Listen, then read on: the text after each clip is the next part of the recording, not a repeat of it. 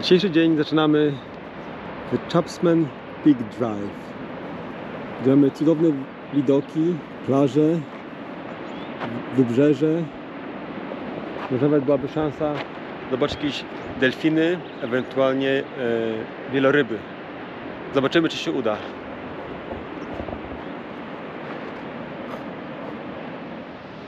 Chapsman Peak Drive jest na wybrzeżu Oceanu Atlantyckiego.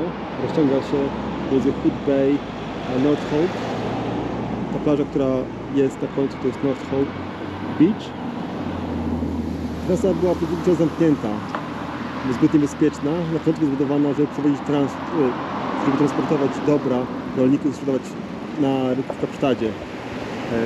3 lata była zamknięta, ale ostatnio jakiś lat temu usprawnili, poprawili drogi, drogi są fantastyczne i teraz każdy może doświadczyć tego pięknego widoku, pięknego wybrzeża.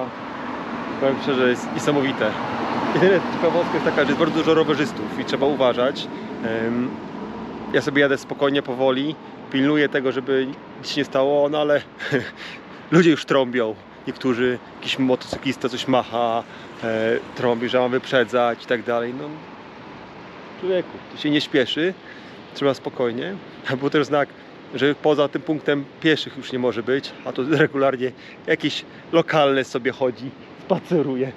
No ale no co, trzeba jechać pilnować. Ale widoki są niesamowite.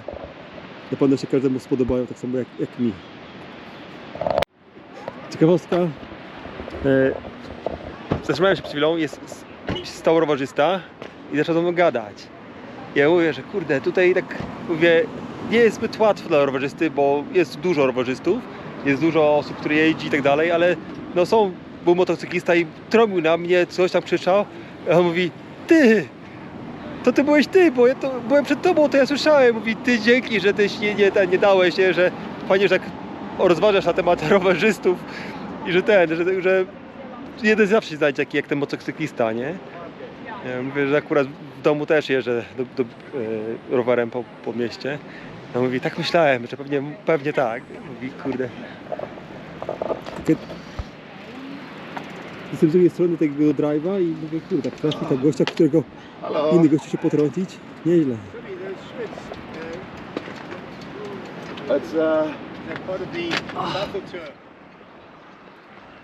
Mam wrażenie, że znak, który mówił,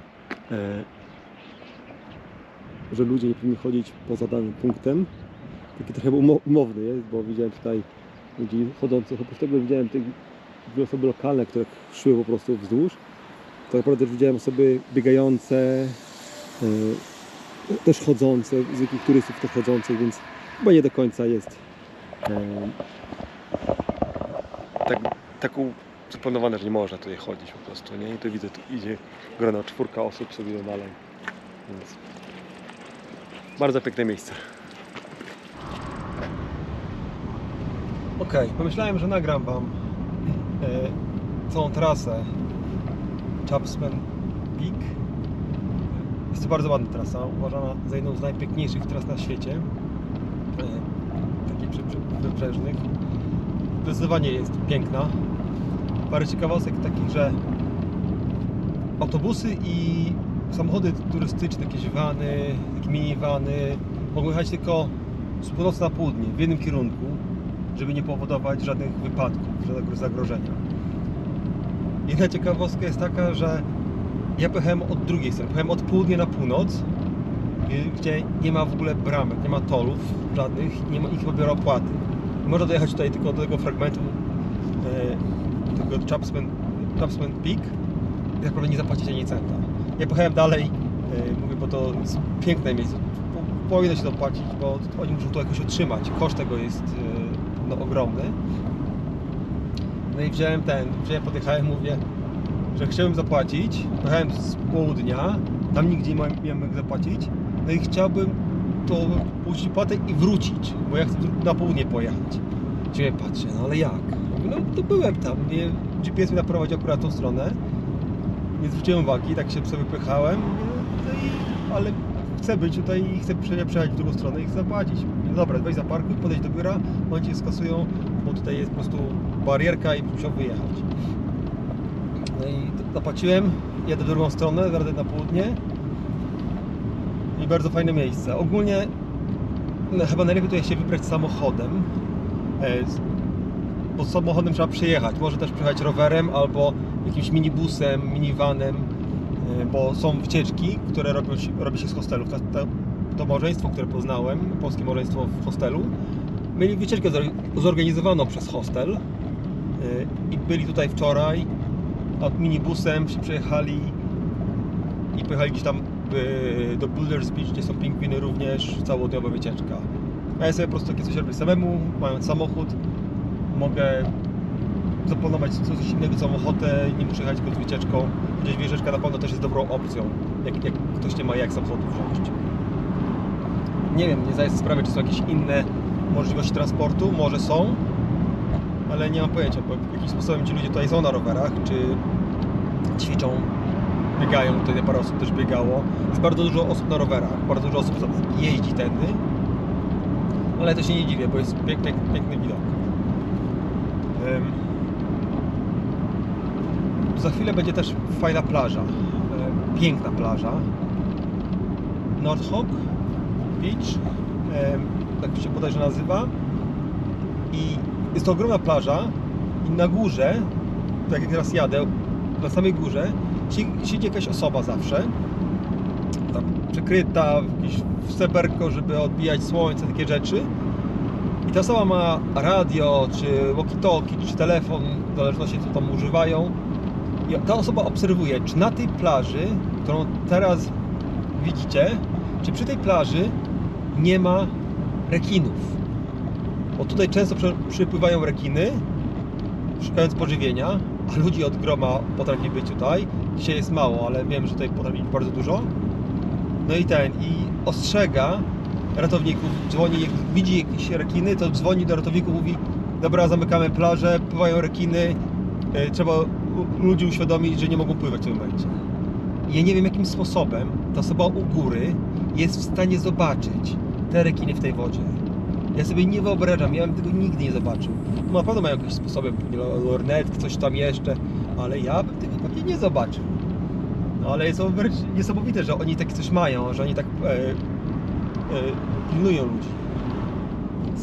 Super sprawa, super sprawa. Witamy na Boulders Beach, plaża, na której powinny być wolno żyjące pingwiny. Ogólnie jechało się z Chapman's Peak do 30 minut, niestety 30 minut, żeby tutaj dojechać. I z parkingiem było ciężko. Ten parking był cały zajęty, udało mi się. Ale beka. Stoję sobie w kolejce. Tam w sumie znaków nie było zbytnio widać, tylko że coś pływanie tego, tickets. No dobra, nie? Jest to jak taka reszta. No jak to taka owca.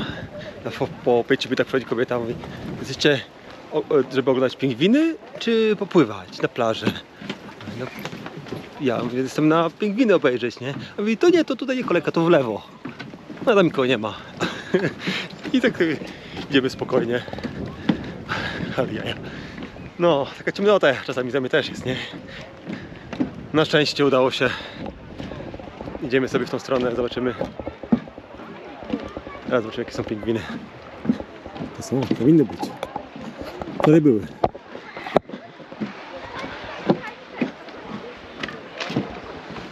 O, to jest plaża, można sobie pływać. Super.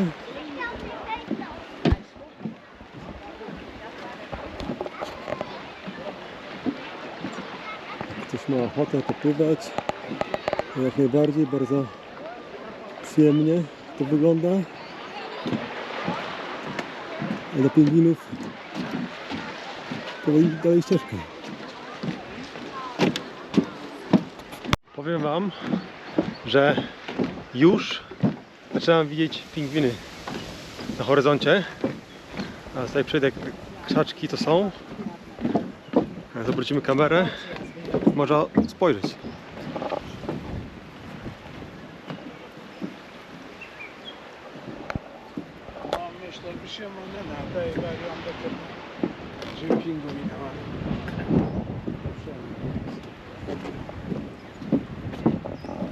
Afrykańskie, wolno żyjące pingwiny. Ale tam sporo ludzi jest. No, nie dziwię się. Ogólnie z tego co rozumiem, to nie boją się ludzi. Ale też trzeba być ostrożnym, nie można podchodzić, nie można ich męczyć, wiadomo. O, a tutaj jakiś zwierzak dziwny. I to nie był szczur. To był jakiś inny zwierzę. Kurde, tego zwierzaka nie znam. Ale ja. Wyglądał jak świnka morska. Ale co to było? Ale ja. Muszę sobie poczytać, co to za zwierzaki. Coś futrzanego. To zwierzę nazywa się goralek skalny, Procavia capensis. I oczywiście zamieszkuje kontynent afrykański. Jest kolejka biletowa. Bilety, żeby zobaczyć pingwiny, 215 rand. Czyli 9 funtów, 45 zł, plus minus. Może być. Przyszliśmy, bilety kupione, można iść oglądać pingwiny. Afrykańskie są nazwane afrykańskimi pingwinami, gdy żyją tylko w tym miejscu na kontynencie. Południowoafrykańskie pingwiny. Nie jest źle, szczerze mówiąc. Bardzo ładnie to wygląda.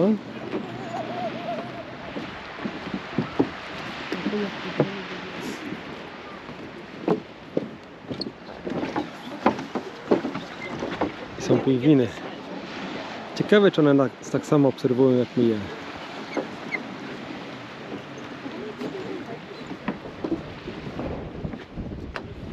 Ciekawe, co one sądzą.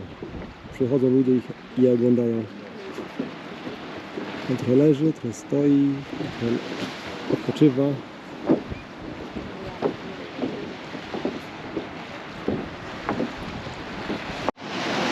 To jest najbliżej, jak można podejść do tych pingwinów.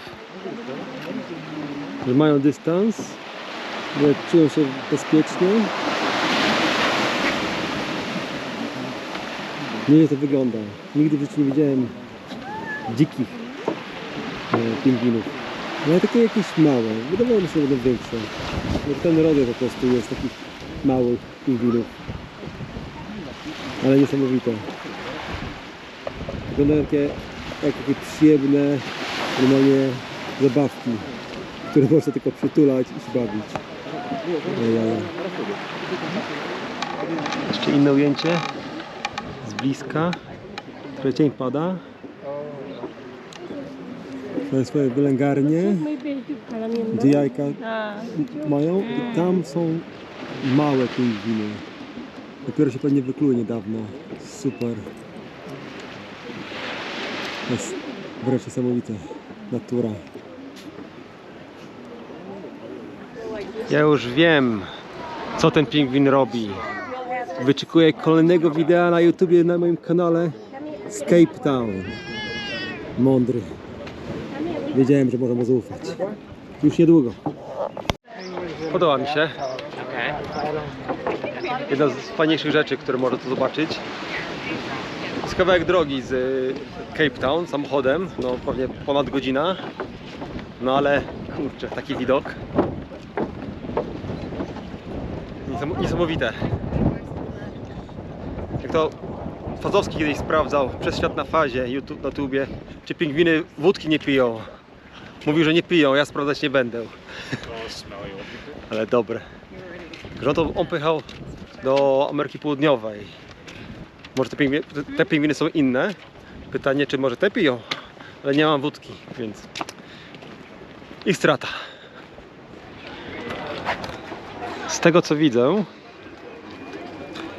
ten pingwin po prostu był w procesie molting. Czyli to są 3 tygodnie w roku, kiedy ptaki są poza wodą i czekają, aż urosną nowe pióra. Pingwiny widzę, że ważą między 2 do 5 kg, piją wodę morską i żyją między 10 a 15 lat. Mogą nurkować do 130 metrów, prędkość pływania 20 km na godzinę. I Pingwiny pływają pomiędzy 20 a 60 km, żeby nakarmić, znaleźć pokarm dla swoich małych pingwinów. No i mogą pływać aż do 100 km od swojego miejsca zamieszkania. Przy wjeździe nie zapomnijcie sprawdzić, czy nie ma pingwinów pod samochodem. Poszedłem kawałek po wybrzeżu. Widziałem tylko jednego pingwina który tam leżał. Więcej nie ma. Pytałem się innych osób dookoła, spotkałem, czy widzieli jakieś pingwiny? I że nie, że nic, tylko tam, gdzie jest to wejście do parku. Więc tyle. Wracamy, idę do samochodu i zobaczę co dalej. Okazało się, że oprócz przemysłowego nabrzeża mają takie bardzo fajne małą miejscowość.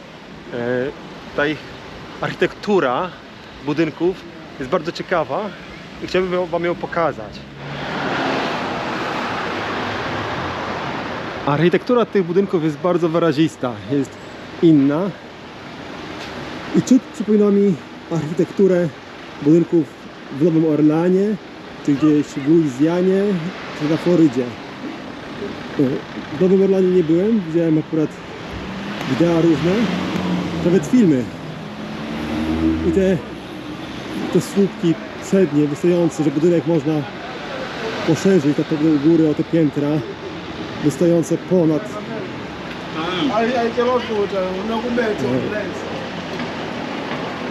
ponad chodnik. Jest to bardzo piękne.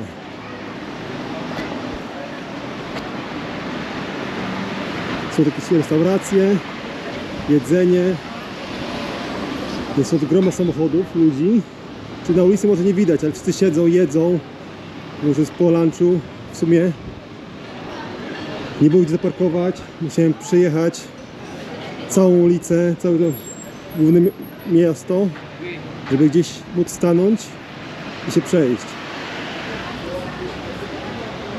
Widziałem też centrum nurkowania.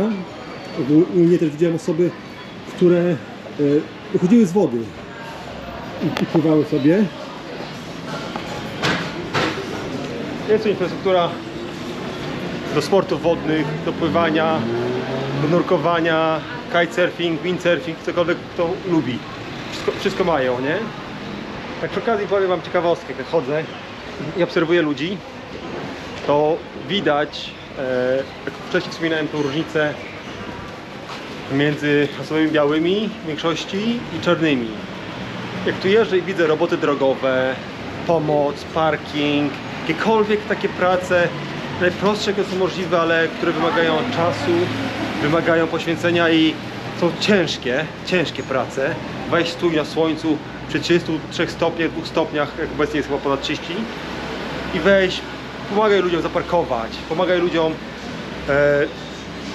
znaleźć miejsce parkingowe, czy przy światłach, czy robią roboty drogowe. Powiem wam, to jest ciężko, ale żadnej takiej osoby nie widziałem białej, kompletnie.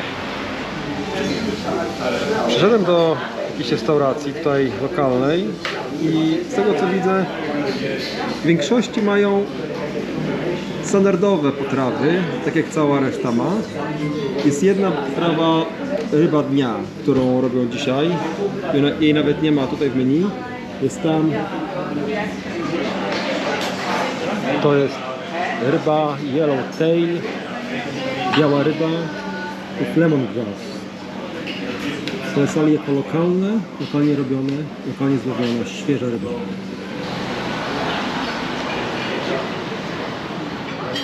Super, zjadłem sobie, bardzo smaczne jedzenie, fajne miejsce, przyjemne, takie do usiąść, napić się kawy, odbiegnę, może napić się kawy, wszystko pięknie, ale kolejna rzecz, którą oczywiście zwróciłem uwagę, klientami byli sami biali ludzie, była jedna czarna dziewczyna, która była starszymi białymi, pewnie wydaje mi się, że była po prostu ich córką adoptowaną. Takie miałem odczucie, ale to jest tylko moje odczucie. I kelnerka była i 2 kelnerów. Oczywiście byli czarni. W kuchni Były chyba 3 osoby, co zauważyłem również. No ale kucharzem głównym była biała osoba, biały mężczyzna, starszy, już jakiś siwy. Miał 4 pomocników. I to pokazuje po prostu trend, który tu widać. To nie jest to, że ja tak na to zwracam uwagę, po prostu to widać, jak się chodzi, człowiek idzie, to da się zauważyć tak automatycznie. Tego normalnie ogólnie tak się pewnie nikt nie mówi, nie? Ale tak jest. Dobra, jedziemy dalej. Kolejna plaża przed nami. Powinna być duża plaża, chyba bardzo taka, gdzie ludzie jeżdżą, zwiedzają, spędzają czas na tej plaży. Zobaczymy, może 20-30 minut zajmie mi, to tam dojadę. Zbliżam się do plaży. Jest ogromna. O, też ludzie po torach chodzą standardowo. Jest nawet ich więcej. Ciekawe dlaczego, skoro to jest chodnik. No ale nie będzie. Hej, witamy w Meisenberg. Ciekawostka. Mówiłem, że tu nie widzę białych, którzy są biedni i tak dalej. No i wysiadłem z samochodu, przedem się może 15 metrów. Podchodzi do mnie biały facet, długie, jasne włosy, starszy i się pyta, czy mogę pomóc kupić mu mleko. Nic więcej, bo ma porridge, ma płatki owsiane i czy mógłbym mu kupić po prostu mleko, żeby mógł sobie jedzenie zrobić. No i patrzę, mówię, no dobra, mówię, a jest tutaj sklep? I tak. No to mówię, no to okej, to kupię ci, nie ma problemu. Podeszliśmy do sklepu, za funta kupiłem mu litr mleka, podziękował i poszedł. No i okej, to jest, nie ma problemu, nie? Jeżeli mogę iść zapłacić kartą, kupić coś do picia, nie pytał się pieniądze, tylko po prostu, że chcę mleko. I widać, że był biedny, że nie miał niczego przy sobie i tak dalej, no mówię, no dobra. Więc też są, też będą, jak wszędzie, to jest normalne po prostu, nie? No to wracamy na temat miasteczka, gdzie jestem. Meisenberg. Bardzo duża plaża, bardzo ładna plaża. Żeby tutaj dojechać zajęło mi około pół godziny. Jechałem przez różne takie małe miejscowości, bardzo ładne miejscowości. Wszędzie właśnie tak podobna architektura, taka nabrzeżna tutejsza. Plus jakieś kawiarnie, restauracje, surfowanie, czy diving, czyli nurkowanie, tak? Jest kilka, widziałem miejsc, gdzie jest napisane centrum nurkowania i z tego wynika, że to jest bardzo popularne. I ogólnie jest bardzo ładnie, jest bardzo ciepło. Jak mi się wydaje, że jest 27-28 stopni, jak w takim samochodzie pokazywało. Mogło być cieplej w sumie, ale nie jestem pewien, czy jest. No i też zaczęło trochę wiać, trochę powiewa wiatr, więc pewnie to jest dobre miejsce do tego, żeby surfować. O, ładne są plaże, zaraz wam pokażę. I ładny ładne fale, że można sobie po prostu popływać. No dobra.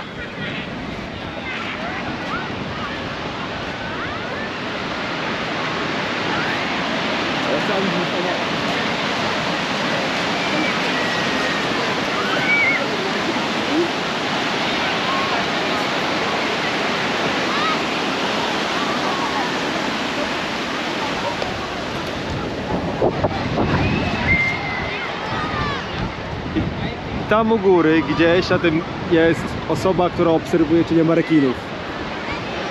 Tak jak wcześniej mówiłem, ma jakieś walkie-talkie, cokolwiek, kontaktuje się na dół i mówi: ludzie z wody, bo są rekiny. No, życie najważniejsze jest. Może to nie jest duża inwestycja, duży koszt takiej osoby, jak najbardziej.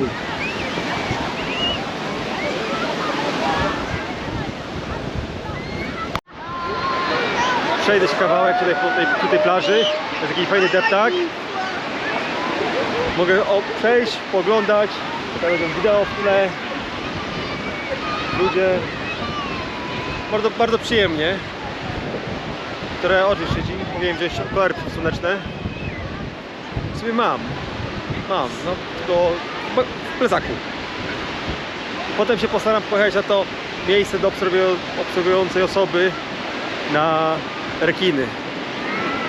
Musiał być fajny widok stamtąd. Nie mam pojęcia, jak oni to widzą, ale zobaczymy, spróbuję zobaczyć. jest bardzo dużo ludzi. Że ludziom tak bardzo chce na plaży siedzieć. Ja wiem, że ludzie lubią odpocząć, zrelaksować się. Nie jest to może mój typ spędzania urlopu, wakacji, może bardziej aktywne. Ale też jest trochę gorąco. W sumie jak wieje, to tego nie odczuwać tak mocno, ale jednak, nie? O, uwaga. Trochę ludzi tu jest. Kolejki. O kurde. Ha. Ciekawe, ale jak tak chodzę i nagrywam, to ludzie obserwują, patrzą, zerkają, tak zerkną, nic nie mówią, nie? Ale jest to spoko, spoko. No o, właśnie jakie dzieciaki YouTube video. Czuję się jak youtuber. Nie to, że idzie amator, ale youtuber. O, a co tam? O, tutaj jakieś niby atrakcja, nic specjalnego, domki. Takie domki plażowe.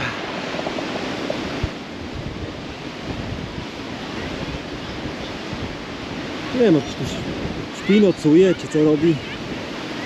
To wiesz. O, jakiś samochodzik jedzie, to jest ratownik. Dajcie znać, czy nam się podoba taka plaża, byście spędzali trochę czasu na niej. Fale są niezłe, można by popływać. Co kobieta robi? W sukni, w bluzie. O, nie jedyna. Lifeguard, mówiłem. Lifeguard. Teraz podjedziemy może. Na to miejsce dla obserwujących. Gdzieś tam. Zobaczymy. Teraz powiedzcie mi, jak byście zobaczyli stąd rekiny? Chyba, że takie duże. Może i widać w sumie. No ale no nie jest to łatwe. Macie plażę. Macie tutaj osobę, która pilnuje, patrzy za rekinami. Nie siedzi w takim zeberku, jak myślałem, jak mówili mi, tylko po prostu takim pudle i tyle, i obserwuje. No ale jest to bardzo ciekawe, jest to mega rozwiązanie. No ale weź, zobacz tu rekina. Kurde, to jest niesamowite. Ale beka. Stoję sobie i nagrywam, patrzę sobie na plażę piękną. Przychodzi jakiś starszy pan i mówi: ty, a czy wiesz, że tutaj jest grób właściciela, który był pierwszym settlerem, osiedleńcem tutaj, Anglikiem. To jest jego, na dole jest gdzieś jego stary dom. To jest tam gdzieś jego posiadłość i jest jego grób. Idziemy zobaczyć. Say thank you very much for a chat. Look after Tony? yourself, Pavel. Look after yourself. Thanks for a history lesson. Look after yourself. I would have missed that, to be honest. So It's fine. A piece of history. it is. Look after yourself. Safe travels. Thank eh? you. Cheers. Bye now.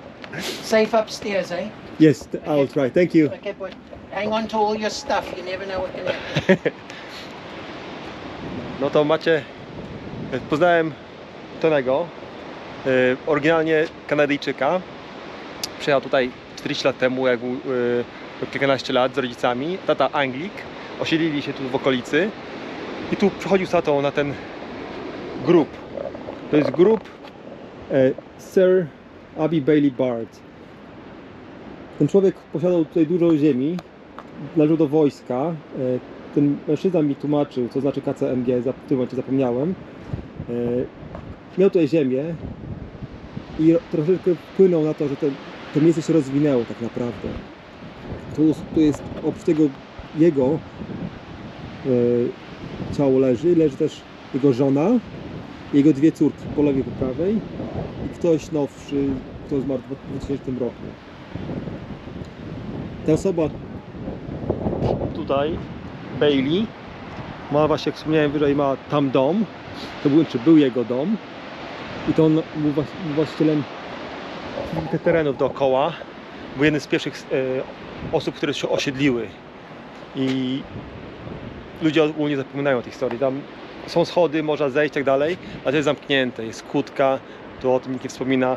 Ludzie nie wypowiadajcie jego imienia, bo to osoby, które skolonizowały ten kraj, które tu przyjechały, miały wpływ i tak naprawdę trochę wykorzystały ludzkość, społeczność w tym kraju, tak? Ale patrząc na większy obraz tego wszystkiego, co się dzieje. Gdyby nie te osoby, to by pewnie tutaj połowy tego nie było, tak jak tu się obecnie wydarzyło. I tak fajnie opowiadał, aż mi było głupio go nagrać. W sumie mogłem się go spytać, ale jeszcze nie jestem na tyle doświadczony, że umiem się zapytać, bo fajnie opowiadał historię właśnie, czy jego rodzinę, że jak przyjechali. Spytałem się o bezpieczeństwo, co myśli, czy tu jest bezpiecznie, czy dobrze mu się żyje. I powiedział, że jak przyjechał, było bezpieczniej. Oczywiście zaczęła się większa równość, tak? Wszyscy inni obecni też mają możliwości jak biali, ale też się bierze z tym, że oni domagają się więcej. I przez to też zrobiło się bardziej niebezpiecznie, bo większość ludzi nie patrzy na szerszy obraz, tylko to, co ma przed nosem. I on mówi, że jest po prostu gorzej niż było. Też uważa, że trzeba się pilnować, patrzeć, wszystko jest ok, mu się nic nigdy nie wydarzyło. Ale tak samo możemy powiedzieć, że obecnie w UK jest trochę gorzej niż było 20 lat temu, tak? Tak wygląda wejście na ten grób obok osoby, która czeka na pilnuje czy nie ma rekinów. Sir Heavy Bailey. Ciekawa historia. Niesamowite. Tylko sobie stałem, oglądałem widoki, szedł mężczyzna spacerkiem, mnie zagadał. Kurde, podróże są niesamowite. Zacząłem sobie czytać o Ebb Bailey i wygląda na to, że to był wybitną postacią. Był magnatem górniczym, politykiem, kluczową postacią w rozwoju kopalni złota. Urodził się w kolonii przylądkowej, dzisiejsza RPA. Fortunę zrobił w przemyśle diamentów i złota. Zaangażował się w politykę i zajmował się brytyjskimi interesami imperialnymi w RPA. Odegrał znaczącą rolę w wydarzeniach prowadzących do wojny burskiej i był zwolennikiem Cecila Rhodesa. Przyjechałem do memorialu Cecila Rhodesa.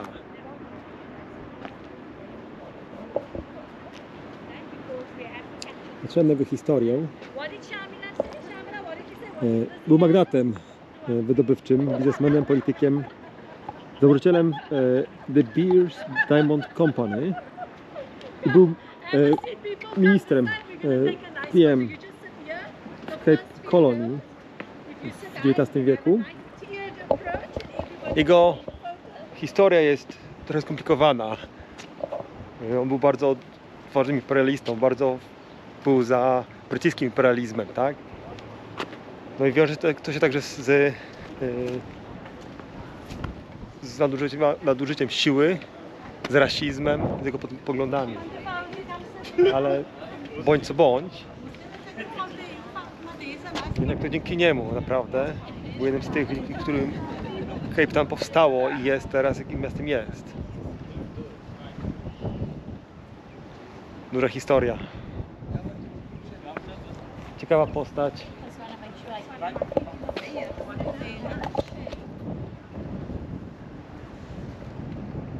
Muszę przyznać, że nie spodziewałem się.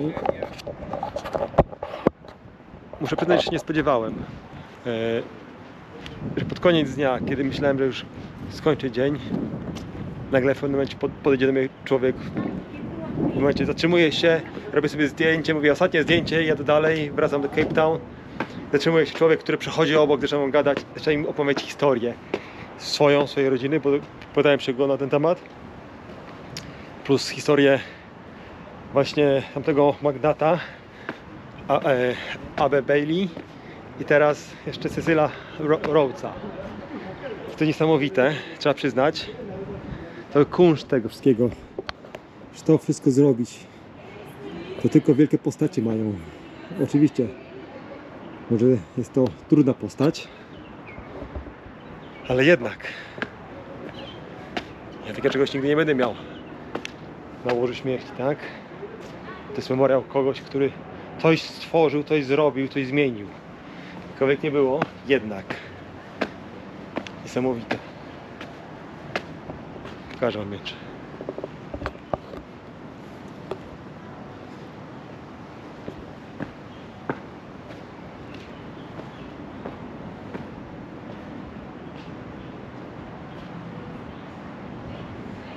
Co za historia.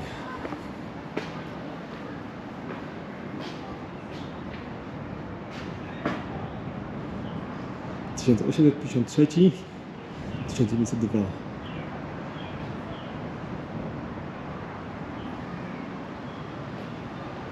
A na końcu jeszcze niesamowity widok.